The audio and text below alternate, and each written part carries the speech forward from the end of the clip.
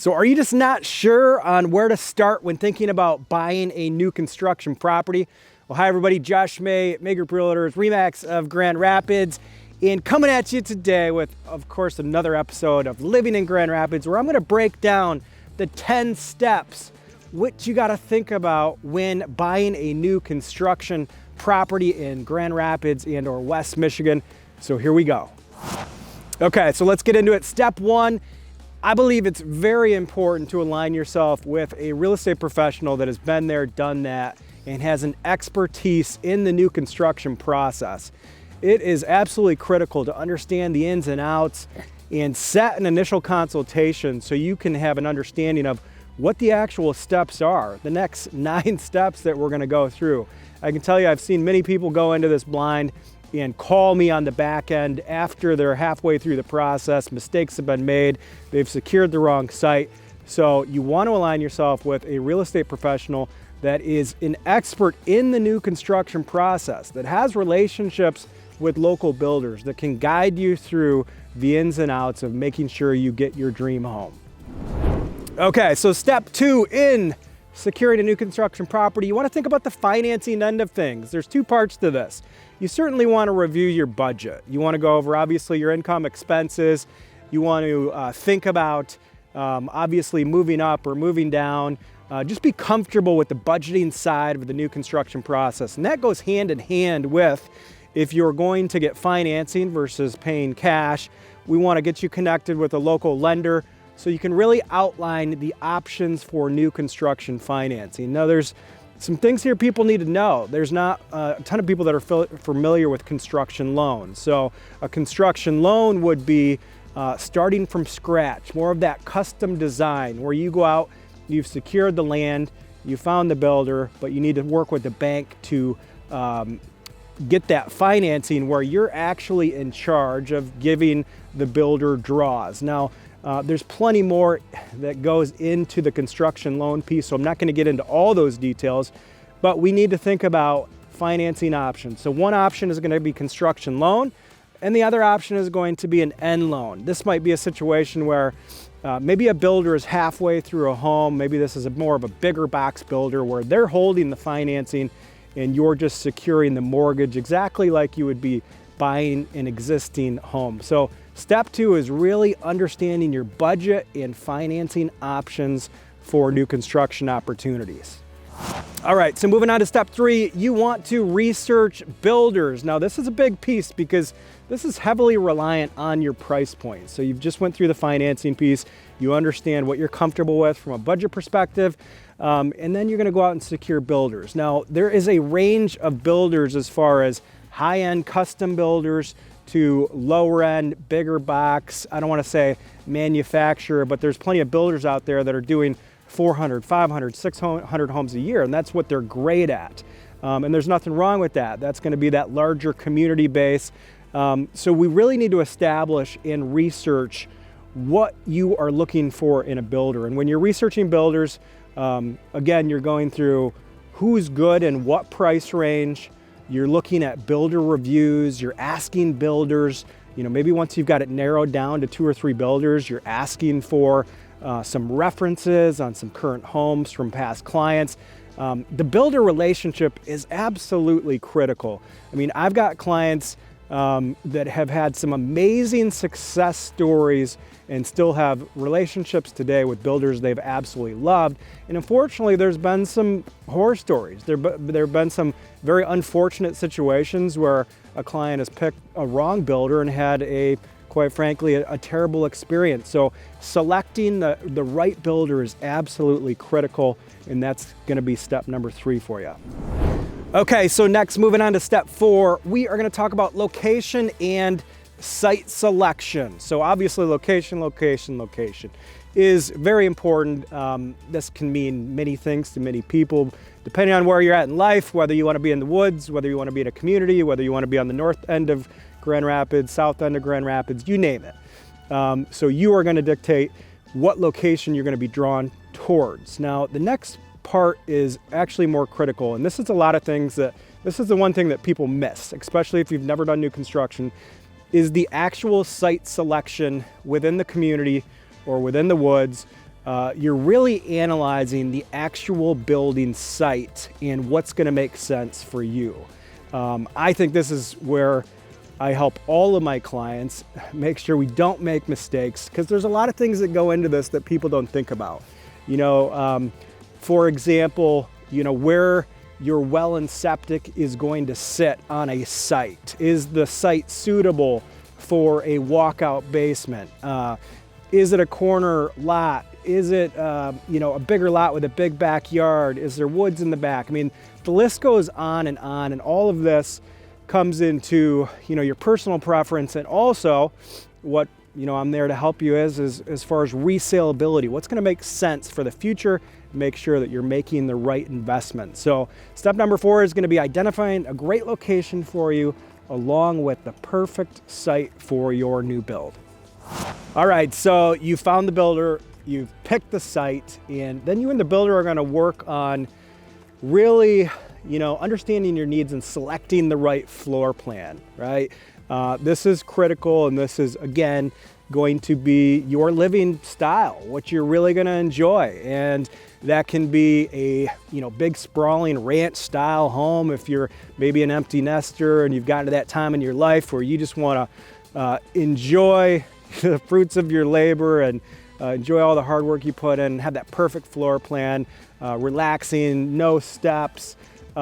Maybe you've got a young family that maybe you'd prefer a 2-story with all the bedrooms upstairs, walkout basement, bedrooms, bathrooms, interior style, upgrades, features, the list goes on. This is when you and your builder are really going to identify the floor plan, the amenities, the upgrades, you name it. And again, this is a critical piece because you just don't want to make glaring mistakes in this process. You don't want to do something that you regret. I've also seen this plenty of times with buyers where they've just made one wrong decision where they just can't change it. So you want to take your time with this, with the builder, and designing the perfect home for your needs. So that is coming in at step 5. Okay, so rolling into step number 6. Obviously, at this point, you've designed the perfect home. You feel great about it. You've got some good ideas on pricing, and this is when you're going to want to finalize your price and terms with your builder. And I think this is an important conversation because you hear horror stories about a initial starting price, maybe that's $700,000, and then the end price ends up being $900,000. You want to be very, very disciplined and have an understanding with the builder of truly what the end price is going to be and what are the chances of overages. In most cases, you're going to have some minor overages. You're going to have some minor upgrades. You might want to go to a different level as far as those fixtures, the tile, you name it. But it's really critical for you and the builder to be on the same page of really how close are we going to be to that base price and how much wiggle room you want to have on that. You're going to put this in writing. Obviously, again, this is what we can help with to make sure that you're protected. But that would be, step number 7 is finalizing your pricing and terms of the new construction process. All right, so moving into number 7, you have agreed on a price, you understand the timing, and you've negotiated how long this process is going to take, you and the builder on the same page, and you hit the go button, you hit the start button.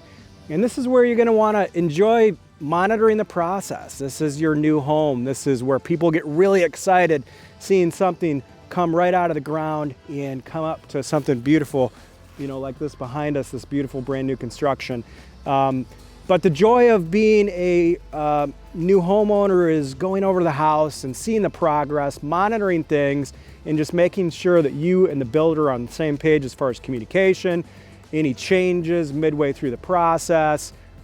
This is an important piece because I can guarantee you and I can promise you there is going to be changes throughout this 6, 7, 8, 9-month process of that new construction. So step number 7 is monitoring the progress. All right, step number 8 in the new construction progress is your final inspection. So you've gotten through the progress You're at the end of that 8-9 month window. And this is a critical piece of the equation. There has been many stories of buyers not doing a final inspection and having some issues that could have been prevented before a final closing. So we highly recommend that you do a final inspection when the home is built. That's going to do a couple different things for you. One, it's going to make sure that obviously everything was done to your standards and there's no catastrophic issues as far as foundation or drainage or roof lines or you name it. But two, it's also going to give you a punch list of items for the builder to take care of before close. And this is very common. There's not one home that's ever been built that is perfect. So a punch list item is a part of the process. And quite frankly, that punch list can have 20, 30, 40 different little things, from paint chips to tightening door handles to caulking around the window to loose shingles.